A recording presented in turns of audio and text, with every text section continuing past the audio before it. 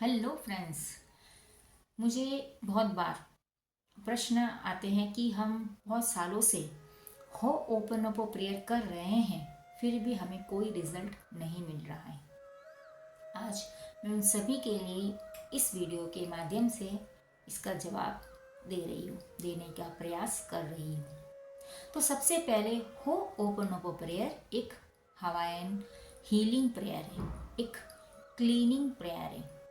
ये हमारे subconscious mind में, हमारे इनर चाइल्ड में जो कुछ भी नेगेटिविटी है उसे क्लीन करने में हमारी हेल्प करता है। सबसे पहले जब हम हमारे लाइफ में जब कोई भी नेगेटिविटी आती है या कोई सिचुएशन या कोई पर्सन हमारे लाइफ में कुछ हमारी लाइफ में कुछ खराब होता है, तो हम सबसे पहले ब्लेम करते हैं, दूसरों को ब्लेम करते हैं या सिचुएशन को ब्लेम करते हैं कि उसकी वजह से मेरी लाइफ में ऐसा हुआ है, या फिर उस सिचुएशन की वजह से इस तरह वो हुआ है। हमें ये प्रेयर ये समझाता है कि हमें किसी को भी ब्लेम नहीं करना है, हमें अपनी जिम्मेदारी को लेना है, हमारी रिस्पॉन्सिबिलिटी को लेना है।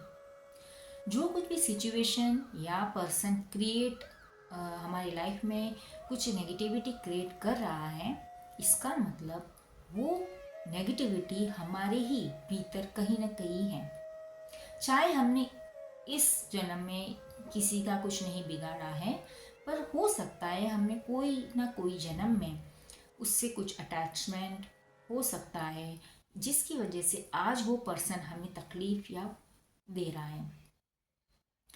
हमें बहुत बार अपने पेरेंट्स से भी हमें परेशानी हो रही होती है, या फिर हमारे लाइफ पार्टनर से भी परेशानी होती है। इसका मतलब वो सारे रिलेशनशिप हमारे कार्मिक है, जिसकी वजह से हम इस सिचुएशन को, इस पर्सन को हम फेस कर रहे हैं। और एक हो ओपन अप प्रेयर हमें अपनी सारे सबकॉन्शियस माइंड में जो कुछ भी हम लेकर आए हैं हमारे पास्ट लाइफ से, इसे भी हील करने में हमें मदद करता है। तो इसे कैसे करना है उसे हम स्टेप बाय स्टेप जानते हैं। जब भी कोई भी प्रॉब्लम या सिचुएशन आती है, इसका मतलब उसमें हमारी जिम्मेदारी है, हमने ही उसे क्रिएट किया है, तो उसकी जिम्मेदारी हमें 100% लेनी है। लेने के बाद हमें उसको सॉरी करना है, क्योंकि जब तक हम माफ़ी नहीं मांगेंगे, हम वो बोझ अपने कंधों तले हम उसे ढो रहे हैं, मतलब उसे बोझ को उठा रहे हैं। हम एक बोझे को उठाकर हम कितनी देर तक भाग सकते हैं? नहीं भाग सकते। उसी तरह जब हम उस बोझ को निकाल देते हैं, उसके बाद हम अगर भागना चाहेंगे तो हम बहुत तेज़ी से भाग सकते हैं। तो हमें पहले सॉरी करना है, हमें माफ़ करना है।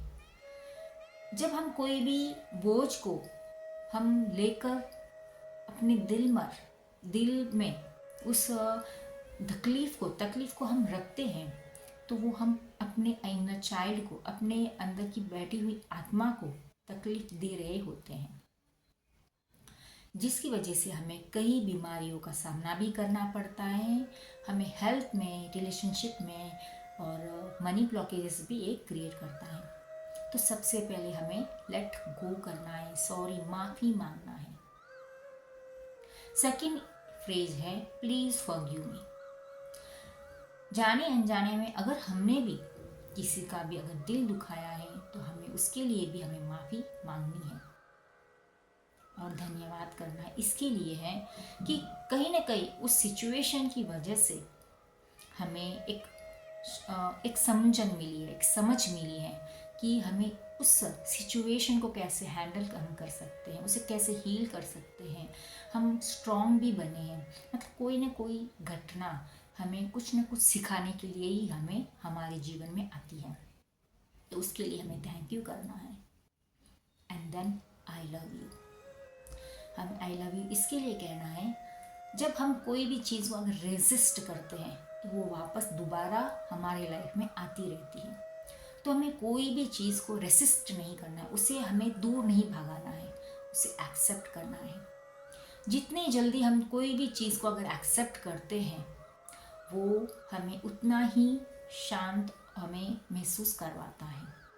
हर चीज़ को एक्सेप्ट करना ज़रूरी है, तो उसे एक्सेप्ट करना है।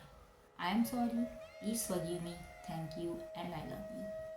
ये 4 फेजेस बहुत ही सिंपल दिखते हैं, पर इसके रिजल्ट्स जब आप हर रोज़ अपनी डेली लाइफ में यूज़ करते हो, जिम्मेदारी लेकर, आपको डेफिनेटली इसके 100% रिजल्ट मिलते ही मिलते हैं। इतना ही नहीं, आप जो भी मैनिफेस्ट करना चाहते हैं, इस हीलिंग टेक्निक के माध्यम से आप मैनिफेस्ट भी कर सकते हो। पर शर्त एक है, कंटिन्यूटी चाहिए। आपको जैसे हम हर रोज नहाते हैं, ब्रश करते हैं, उसी तरह इसे भी आप अपने एक जीवन का एक हिस्सा बनाना है। जब आप इसे कंटिन्यू हर रोज एक रिचुअल की तरह आप करोगे, तो आपको रिजल्ट मिलेंगे। तो प्रॉमिस कीजिएगा कि आप इस हीलिंग टेक्निक पर डाउट नहीं करेंगे।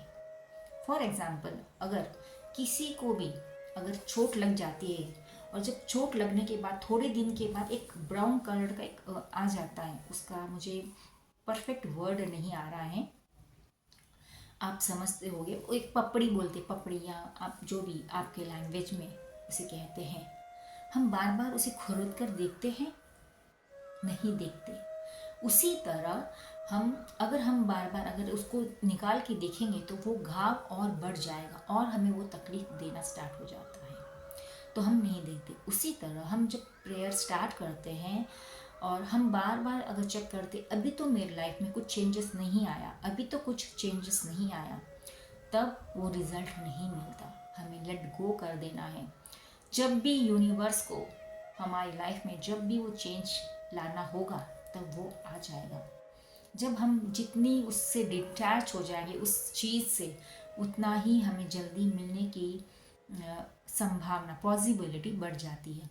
बस हम क्या करना, हमें एक बार उसे जब हम करते हैं और जब हम पूरे दिन अपने काम में लग जाते हैं, तो हम उसे मैनिफेस्ट करने में हमारी कैपेबिलिटी बढ़ जाती है। पर हम क्या करते हैं, हम बार बार उस गाँव को नहीं देखते। उसी तरह जब हम ओपन अप 5 से 10 मिनट करने के बाद बार बार हम चेक करने के लिए जाते हैं, जैसे कि अभी तक वो रिज़ल्ट नहीं मिला, अभी तक उसमें बदलाव नहीं आया, अभी तक चेंज कुछ नहीं हुआ, तो वो काम नहीं करता है। इसका मतलब हम उस चीज़ के लिए डेस्परेट हैं। हम वापस एक क्या कर रहे हैं, यहाँ पर एक नेगेटिविटी को क्रिएट कर रहे हैं, तो हमें वो नहीं करना है।